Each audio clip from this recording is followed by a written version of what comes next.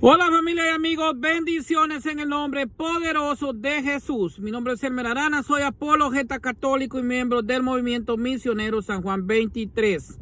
En esta oportunidad vamos a hablar de las herejías o de algunas herejías que la iglesia ha condenado en 21 años de existencia. Jesucristo funda su iglesia en Pedro y le confía a este y a sus sucesores el ser guardianes y garantes de la comunión en una misma fe, confirmando en ella a sus hermanos, como nos dice Lucas 22:32. Esta comunión que conforma la unidad de la iglesia, como nos dice Efesios 4:5, un solo Señor, una sola fe y un solo bautismo. El término herejía viene del griego que significa heresis, que a la vez es elección, que en la Sagrada Escritura aparece con el sentido de grupo o fracción o también de división. En este sentido adquirió ya un carácter negativo y condenatorio en los primeros tiempos de la iglesia. Por eso el Código de Derecho Canónico, que norma la vida de la comunidad católica, señala que eso se llama herejía, la negación pertinaz después de recibido el bautismo de una verdad que ha de creerse con fe divina y católica, o la duda pertinaz sobre la misma. Así dice el Código de Derecho Canónico en el Catecismo de la Iglesia Católica en el numeral 751. La herejía, por tanto, es la oposición voluntaria a la autoridad de Dios depositada en Pedro, los apóstoles y sus sucesores, y lleva a la excomunión inmediata o la tae sententiae, como nos dice el Catecismo de la Iglesia Católica en el numeral 1364, es decir, a la separación de los sacramentos de la iglesia. En la historia ya del tiempo, los apóstoles aparecieron las herejías como heridas a la unidad de la iglesia, polarizando elementos de doctrina cristiana y negando otros, o sosteniendo visiones que pretendían unir sincréticamente la doctrina cristiana católica con otras religiones. En el Concilio Vaticano II nos dice que en esta una y única iglesia de Dios aparece ya desde los primeros tiempos algunas escisiones que el apóstol reprueba severamente como condenables, y en siglos posteriores surgieron disensiones más amplias y comunidades no pequeñas se separaron de la comunión plena con la iglesia católica, y a veces no sin culpa de los hombres de ambas partes. En el tiempo de las persecuciones y de los mártires surgieron también, tanto al interior de la iglesia como provenientes de afuera, diversas herejías, y frente a ellas no faltaron tampoco los auténticos defensores de la ortodoxia, de la fe y de la recta interpretación de la Sagrada Escritura. En esta situación se repitió también después de que en el año 303, en el edicto de Milán, promulgado por Constantino el Grande y Liciniano, dieran fin a las persecuciones oficiales contra la iglesia, y pudo ésta gozar de relativa libertad de culto. En esta época aparecieron las grandes herejías, llamadas así porque se extendieron a lo largo y ancho del Imperio Romano, que paulatinamente iba cristianizándose, y también por el número de los seguidores que se enrolaban en sus filas, sin excluir sacerdotes y también obispos. Ahora vamos a ver cuáles realmente son algunas de las herejías, pero primero vamos a ver cuál sería la causa de una herejía. La herejía surge de un juicio erróneo de la inteligencia. Si el juicio erróneo no se refiere a verdades de fe definidas como tales, sino a elementos de la misma sobre los que no hay reglamentación o pronunciación oficial, el error no se convierte en herejía. No hay que confundir la herejía, que ya definimos como la negación pertinaz después de recibido el bautismo de una verdad que ha de creerse con fe divina y católica, o la duda pertinaz sobre la misma, como nos dice el numeral 751 del Catecismo, como ya le dije, con la apostasía, que es el rechazo total de la fe cristiana, como nos dice el mismo numeral del Catecismo, o con el cisma, que es el rechazo de la sujeción al sumo pontífice, de la comunión con los miembros de la iglesia a él sometidos.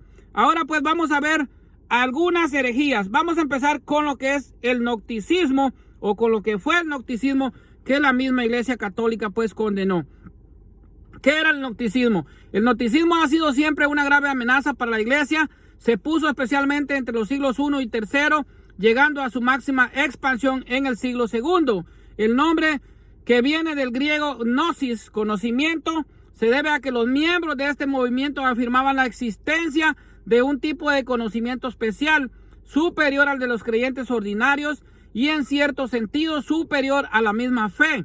Este conocimiento supuestamente conducía por sí mismo a la salvación. El gnosticismo cree en la posibilidad de ascender a una esfera oculta por medio de los conocimientos de verdades filosóficas o religiosas a las que solo una minoría selecta puede acceder.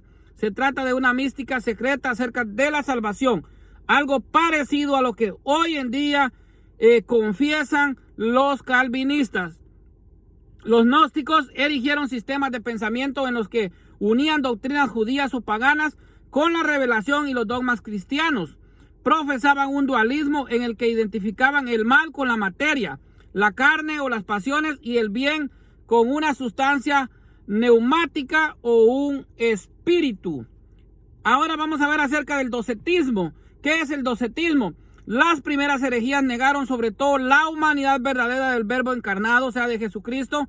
Desde la época apostólica, la fe cristiana insistió en la verdadera encarnación del Hijo de Dios venido en la carne, como nos dice Juan capítulo 1 versículo 1, y también la segunda de Juan capítulo 7. El docetismo, del griego dokein, que significa parecer, reducía la encarnación del Verbo a una mera apariencia, un mero parecer humano de Cristo. Su cuerpo no sería un cuerpo real, sino una apariencia de cuerpo. Esta visión brota de una concepción pesimista de la carne y de todo el mundo material propia del gnosticismo, el cual proviene realmente esta herejía.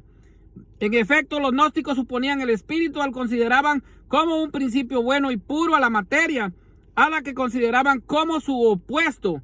En esta lógica, el proceso de redención, el hombre consistía en una progresiva purificación de todo lo que fuera materia para hacerse espíritu o puro, y así el Verbo no se podía manchar para nada, haciéndose carne o tendiendo a materia en su ser. Entonces, el Evangelio del apóstol San Juan aparece claramente la verdad de la encarnación negada por los docetas o los gnósticos, y la palabra se hizo carne y puso su morada entre nosotros, como nos dice Juan 1:13 al 14. Juan 1:1, como yo ya les había dicho. De igual manera, en las cartas de San Juan se pronuncia y censura con claridad estos errores. Podréis conocer en esto el Espíritu de Dios. Todo espíritu que confiesa a Jesucristo venido en carne es de Dios, y todo espíritu que no confiesa a Jesús no es de Dios. Ese es el anticristo, el cual habéis oído que iba a venir, pues bien ya está en el mundo, como nos dice Primera de Juan capítulo 4 versículos 2 y 3. Muchos seductores han salido del mundo que no confiesan que Jesucristo ha venido en carne. Ese es el seductor y ese es el anticristo, dice el apóstol San Juan en la segunda carta de San Juan capítulo 7. Luego vamos a ver el mandeísmo. El arameo manda, que es conocimiento, secta gnóstica también llamada de los nazareos, que se desarrolló en los siglos I y II en el moderno Jordán. Se basaban en escrituras antiguas, particularmente del tesoro de Ginza. Eran similares en sus creencias a los maquineos y unían elementos de pensamiento cristiano con elementos gnósticos. Los mandabeos daban su influencia gnóstica. Cree que el alma humana se halla cautiva del cuerpo y del universo material, y que solo se puede salvar mediante el conocimiento revelado, una vida ética estricta y la observancia de ciertos ritos. Así rechazaban la verdadera doctrina de la iglesia venida de Jesucristo y los apóstoles. Su teoría sobre Cristo es prácticamente la misma que de los gnósticos. Ahora vamos a ver el maniqueísmo, secta religiosa fundada por un persa llamado Mani o Maneses en el siglo III, y que se extendió a través del oriente, llegando incluso al imperio romano. La expansión del maniqueísmo en el oriente del Imperio Romano fue tan rápida y creciente que Diocleciano condenó la creencia en el año 297. Los maquineos, a semejanza de los gnósticos y los mandeos, eran dualistas y creían que había una eterna lucha entre dos principios opuestos e irreductibles, el bien y el mal, que eran asociados a la luz, Hormuz, y las tinieblas, Ahriman, y posteriormente al Dios del Antiguo Testamento, que era malo, y del Nuevo Testamento, que era bueno. En los hombres, el espíritu o la luz estaría situado en el cerebro, pero cautivo por causa de la materia corporal.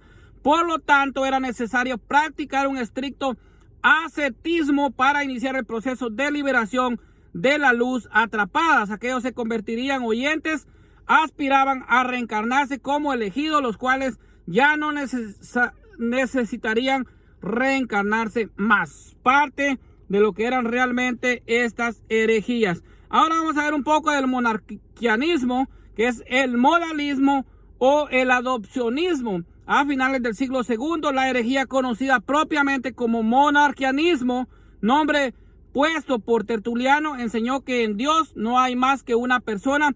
Según la forma de explicar la persona de Jesucristo, se dividieron en dos grupos o tendencias: monarquianismo modalista, modalismo, y monarquianismo dinamista o adopcionalista, adopcionista. El monarquianismo dinamista o adopcionista sostiene que Cristo es tan solo un hombre, aunque nacido sobrenaturalmente de la Virgen María por obra del Espíritu Santo. Este hombre habría recibido en el bautismo un particular poder divino y la adopción como hijo de parte de Dios. Los principales defensores de esta herejía fueron Teodoto el Curtidor de Bizancio, que trasplantó a Roma hacia el año 190 y fue excomulgado por el Papa Víctor entre 189 y 198 después de Cristo. Pablo de Somosata, obispo de Antioquía, a quien en un sínodo en Antioquía destituyó como hereje en el año 268, y el obispo Fotino de Sirmio, despuesto en el año 351 por el sínodo de Sirmio. La idea de esta herejía alcanza una mayor definición hacia el siglo III, cuando fue condenada por el Segundo Concilio de Nicea en el año 787 y por el Concilio de Frankfurt en el año 794. Vamos a ver un poco de lo que es el ebionismo. Por influencia del mundo judío ingresaron también en la iglesia algunos errores. A finales del siglo I hubo algunos herejes judaizantes, los ebionitas, también llamados nazarenos, a causa de su idea de vida pobre y que tomaban como base un rígido monoteísmo unipersonal. Negaron la divinidad de Cristo por ser incapaces de concebir una única sustancia divina en varias personas.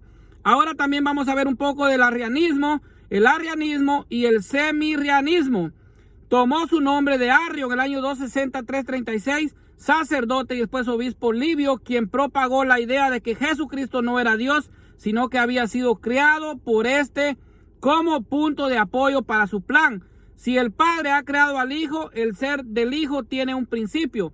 Había habido por tanto un tiempo en que Él no existía. Al sostener esta teoría negaba la eternidad del Verbo, lo cual equivale a negar su divinidad. Esta es otra de las herejías que también son atacadas con el propio Evangelio de San Juan, capítulo 1, versículo 1. Bueno, vamos a hablar también, tenemos mucho de qué hablar de lo que son realmente todas estas herejías. Está el macedonianismo, herejía promovida por varios obispos arrianos, quienes enseñaban que en la Trinidad existía una jerarquía de personas en la que el Hijo sería inferior al Padre y al Espíritu Santo. Esto en cuanto a jerarquía. La herejía recibe su nombre del obispo semiarriano macedonio, a quien se atribuye la fundación de la secta. Bueno, por último vamos a hablar un poco también del nestorianismo, herejía que en el siglo V enseñaba la existencia de dos personas separadas en Cristo encarnado, una divina, el de Dios, y la otra humana, el Hijo de María, unidas con una voluntad común. Toma su nombre de Nestorio, patriarca de Constantinopla, quien fue el primero en difundir la doctrina. Esta herejía también fue condenada por la Santa Madre Iglesia Católica. Bueno, por último vamos a hablar un poco del monofisismo, herejía del siglo V y VI, que enseñó que solo había una naturaleza en la persona de Cristo, la divina. Se oponía a la doctrina del Concilio de Calcedonia en el año 451 sobre las dos naturalezas de Cristo, surgido en parte como una reacción contra el nestorianismo. Fue desarrollada por el monje Eutiques, quien fue condenado por un sínodo en Constantinopla. A pesar de haber sido condenados en el segundo concilio de Constantinopla en el año 553, el monofisismo encontró apoyo en Siria, Armenia y especialmente entre los cristianos coptos en Egipto. Por último, vamos a hablar un poco del monotelismo, herejía del siglo VI, que sostenía que Cristo poseía dos naturalezas, pero afirmaba que tenía una sola voluntad. La herejía se originó de un intento de reconciliar las ideas de herejía monofisista con la ortodoxa cristiana, el emperador Heraclio. En un encuentro con los monofistas formuló que Cristo tenía dos naturalezas, pero una sola voluntad. Esta idea recibió apoyo del patriarca de Constantinopla, Sergio. Este punto de vista fue condenado posteriormente por la Iglesia de Occidente, lo cual generó un resquebrajamiento con la Iglesia de Oriente. San Máximo el Confesor escribió una refutación teológica del monotelismo, en la cual sostuvo que la voluntad era una función de la naturaleza y no de la persona. Como vemos, todas estas herejías han sido condenadas por nuestra Santa Madre Iglesia Católica. Aunque hoy en el protestantismo estas vuelven a resurgir, el protestantismo enmarca y contiene un compendio de todas estas herejías que la Iglesia ha condenado por 21 siglos. Bendiciones para todos en el nombre poderoso de Jesús.